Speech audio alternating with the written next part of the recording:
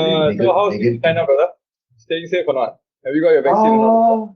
No, not yet. We're still waiting for the vaccine. There are some hospital dedicated for foreigners, so not too bad. They have a special department. You go there, you don't have to like do registration or whatever. So yeah, it's most probably I will do it this week. There are 6 cases, 6 new cases. There's 0 cases for very very long time, and then there Like nothing, bro. I mean, Malaysia is 7,000, what? Nearly 8,000 today, I think. you see. This is what happened over here. Okay, there's no cases for so long, and Uh-huh. everybody come out, they come and play basketball. They play soccer in the field. Okay, some say football, some say soccer, but who give a damn, right? So yeah, so yeah, you can see everybody's in the park, walking, without masks and all these things, and suddenly these 6 cases announced yesterday, Uh-huh. the park is all clean. There's no Chinese on the street. Wow. Yeah. So that's the thing that we are looking at. They are so, I don't know. They protect themselves well. They install firewall in their body. I think. But I mean, that goes to show, right? I mean, compliance is super important, right? SOP, right? Malaysians, you know, lah, like, forget about it, lah, bro. No need, lah. Won't get me, one. So people affect other people, won't affect me, right? Only Everybody me, thinks only that me. way. But even like last year March when the thing started, right? The government locked down only Wuhan. That's why the place, the city that started, they only locked down Wuhan. But apparently they never locked down Guangzhou, they never locked down all these places, but people never go out to street. And there's no police on the street. I was walking my dog on the street and there's nobody, there's no police. We still need police in Malaysia, man. Someone? No, Yeah, there's no such thing in China. Everybody just follow the law. in Malaysia, people just book out ways only. Got roadblock, go roadblock, jalan lah. Jalan. Today we can balik kampung. Hey, so what's new with the chilling stuff, bro? Tell us some story about the chilling. What's been chilling with chilling? What was chilling? So what we have done is we started to look at smart contract ever since Bitcoin come back to the show. Uh-huh. Yeah. So one surprises from the thing is we started since last year December. I was like I was telling Queen, our good old friend Queen, our good old HITV speakers, I was telling him I think we should look back into smart contracts and simulations engine for blockchain and all these things. That old man, he tells me we shouldn't do that. Nobody wants to do a smart wants to do a cryptocurrency anymore. I said, no, the price started to get up. He said, no, I don't believe you. So we look at smart contract and then we look at a few projects. Okay, we look at few projects like obviously we look at Ethereum 2.0, we look at Cardano, we look at Polkadot and all these things, and then we decided when we try to do research into this project, we should throw some money into the project. Mm-hmm. And we made quite a fair bit ever since then. It was like a 10-15x with. Hey, that's damn good, bro. Why never share with me? To the moon! Hey, can you tell people about this coin thing, or we cannot talk about the coin thing? No. It's not there yet because we are still we are still looking at a better model to run the thing. We design the thing in a very slack way, and another speaker, another old friend, RD. Red Dragon. Red Dragon, look at the model is like Red Dragon. Red Dragon is like the Red Dragon is like that tall. He's not gonna be happy, bro. Well, when we fetch him from the airport, everybody remembers that, right? That's Red Dragon. It doesn't look dragon to me. Yeah, I still remember that story, bro. Like, yeah, we were all there. We were like trying to guess who Red Dragon was. So for the guys who don't know this story, right? Like way back, like early HITB, this is like 2003, 2004. I think 2003, probably. I think 2003. When we used to pick speakers up personally, as in like I would go to the airport and pick the speakers up, or we would send whoever else. Or I will go. Or I used to go and pick the speaker up, and we were all standing around at the arrival hall, trying to guess who is Red Dragon, right? Like because this 2003, like nobody actually like send us your photo or something. Like no, we didn't ask for that. We just say come down and speak at our conference. We'll pick you up from the airport. Okay, great, cool stuff. So we're standing there. We're like, I think Red Dragon should be a guy like 6 foot something, like a lot of muscles. The thing is, the thing is not only Red Dragon. The Red Dragon from the Hacker's Choice. From the Hackers, exactly. From the Hacker's Choice, yes. UHC, like the big, the oldest hacker group in existence, right? Like Red Dragon. Some big size guy, and then like the RD shows up and like he's as Xwings. He called and he came up to us and said like, "Hey, I'm Red Dragon," and we're like, "Really?"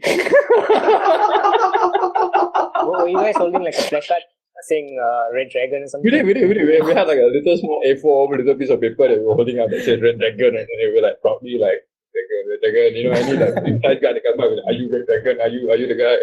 Like and then a small Vietnamese dude comes up with, "I'm Red Dragon." Good times, man. Good time flies, man. Shit, that was like 2003, 2004, I think. We are old, brother. That's the problem, man. Holy cow! Don't ever mention that.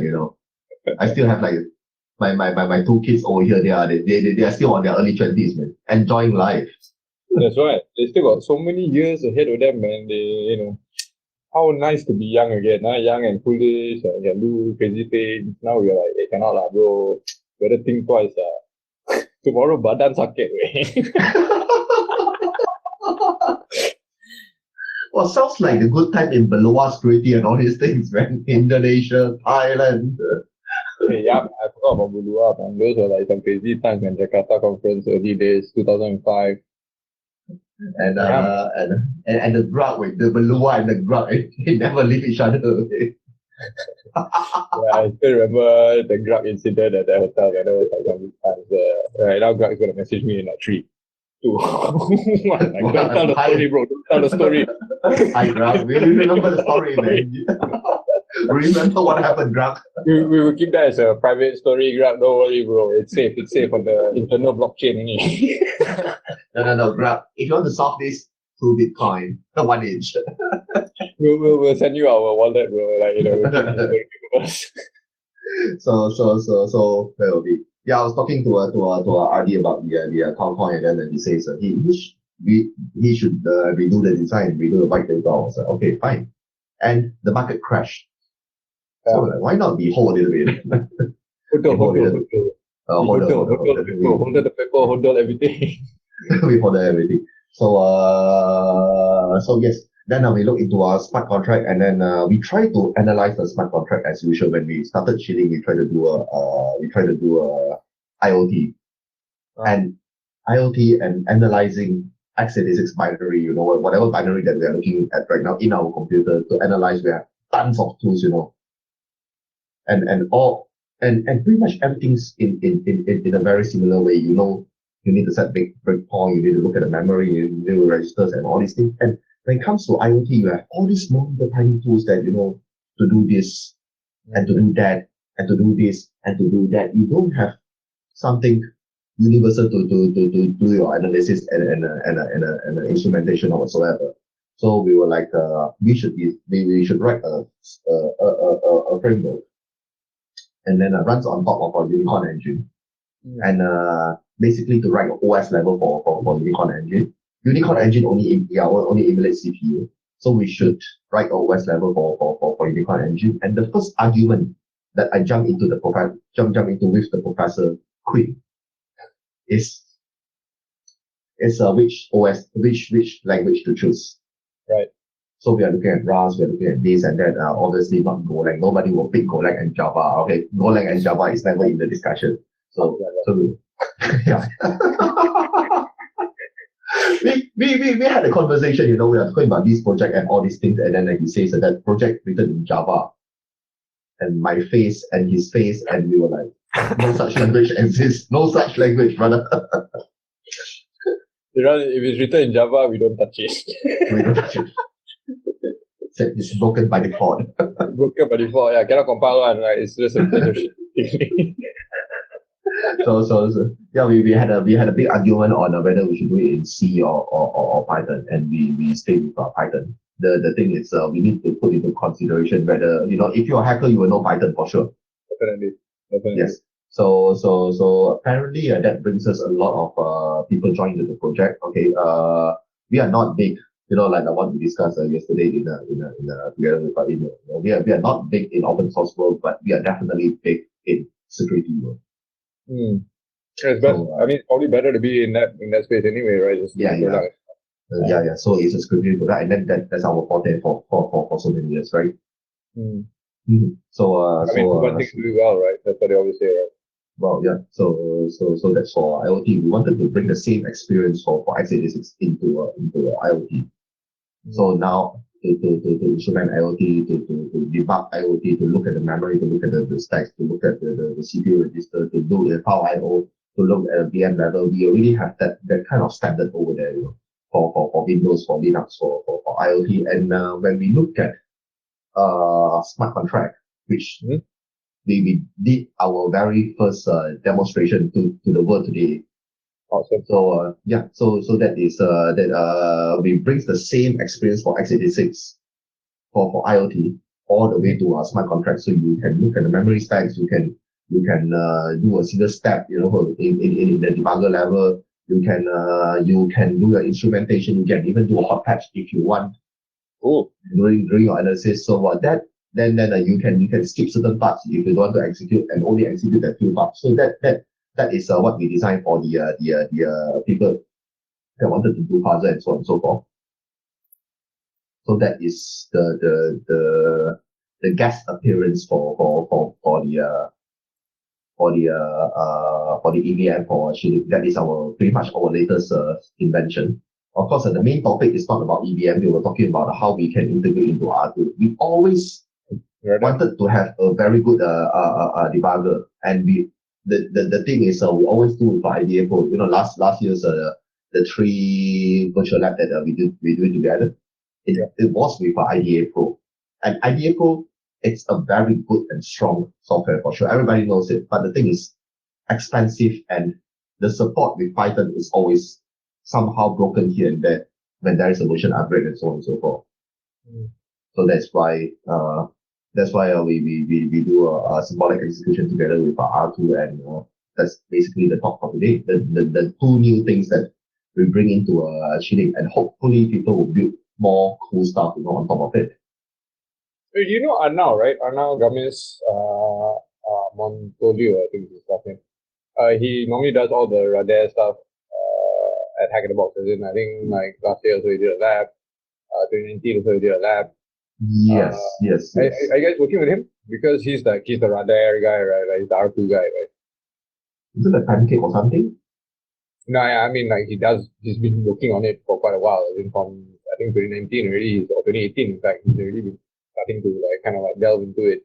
And most of the time he always speaks about Radar stuff at HITB. So I don't know if I want to record him. I mean, you want me to put you guys in contact? It's not about. Yeah, why not? It's always a good thing to. I mean, we are talking to Pancake directly. They have their Telegram group, and we have our Telegram group. So they hop into our channel, we hop into their channel. So we always have a cross relationship between our two guys. They are fun. They are fun guys. Yeah. Nice. So what's next, man? What's like now? Already got smart contract shit. What else is going to be added to the shielding framework? We are looking. Well, there are 2 things that we are still thinking.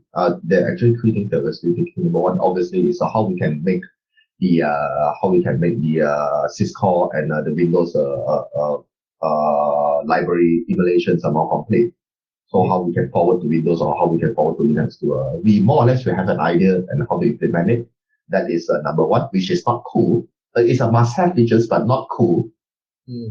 Okay, and the other thing is maybe we should look at M1 right now. Oh yeah, baby, M1, yeah. M1. Yeah, that one's good. So M1. So how we can emulate M1 and all these things? We are not too sure whether does Apple comes up with some hidden CPU instructions or whatsoever. Probably not, bro. It's Apple, right? Yeah, it's Apple. So yeah, it's Apple. It's their own silicon. They definitely would have written their own, nice little exotic thing that goes along with it. But that would be my guess. I mean, it's Apple, right? They always like to write their own stuff, right? Even if you look at how the iPhone was built, right? The protection mechanisms and stuff at the hardware level is all like their own proprietary. Like nobody else uses the same kind of style, or they'll try to, but essentially Apple will always be kind of like first to experiment because they control end to end, right? They control the software, they control the hardware, very easy. So yeah, my guess would be definitely when M1 confirm got hidden instructions on, definitely. So you need to find it. we don't see we still haven't seen any hidden instructions in iPhone yet. Yeah. Because we haven't put in enough effort into iPhone. We haven't put enough effort into iPhone. So M1 maybe.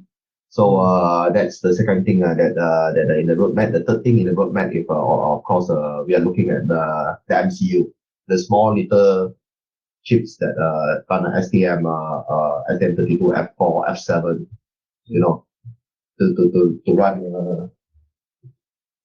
run this little thing, that small little chip that runs this little thing. So yeah, we wanted to emulate that.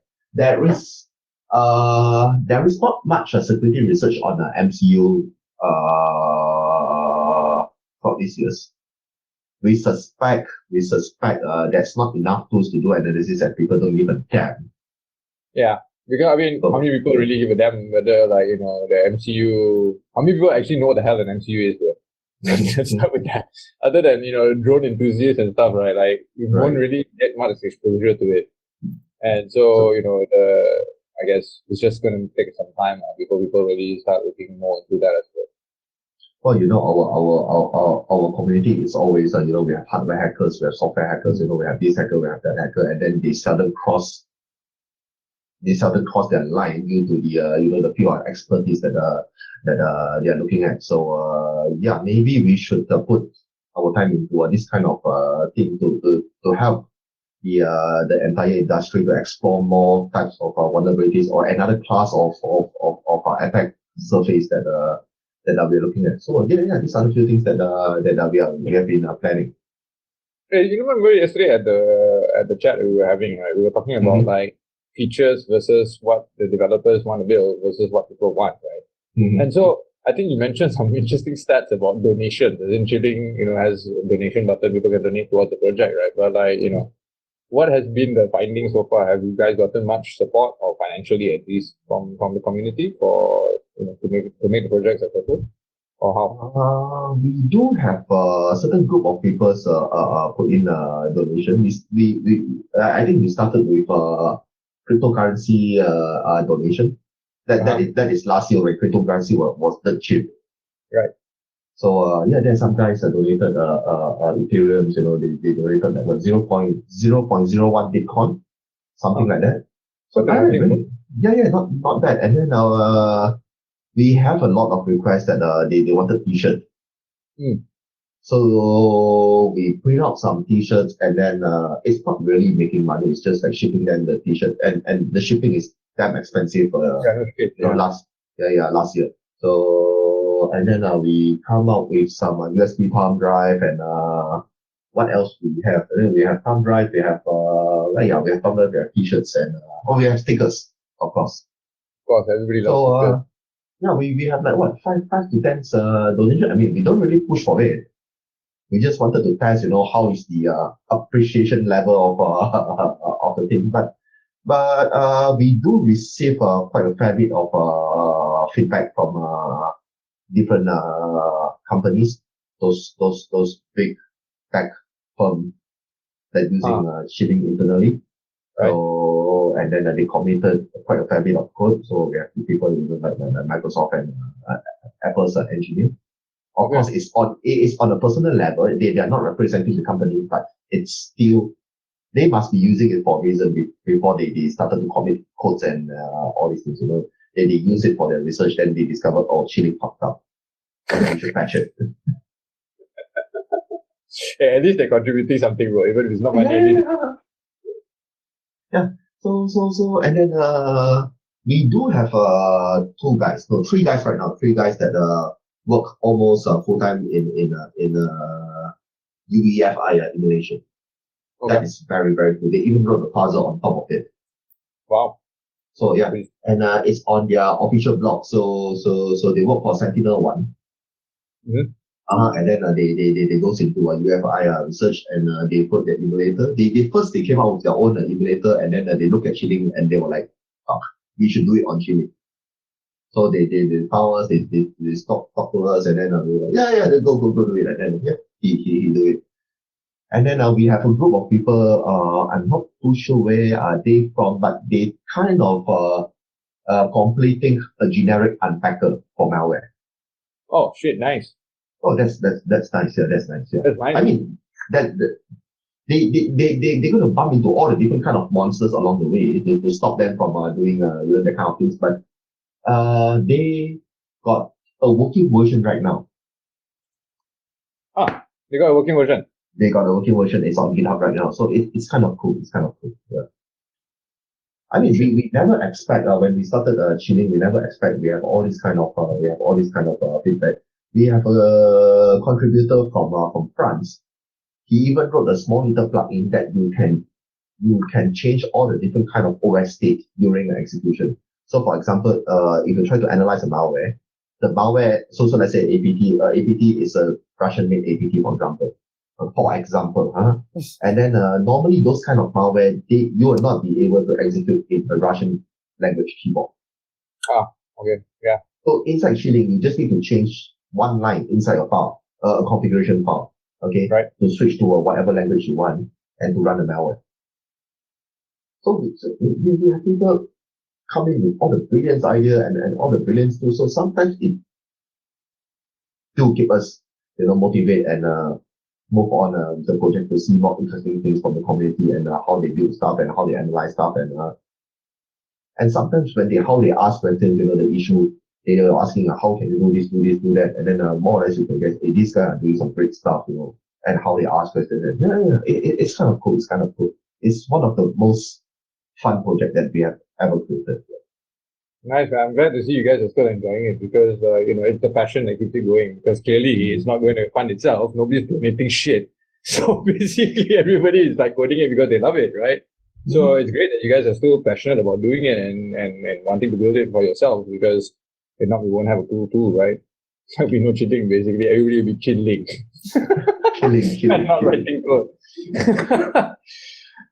The thing is the company is giving almost 100% of support into this project, the company that I work for.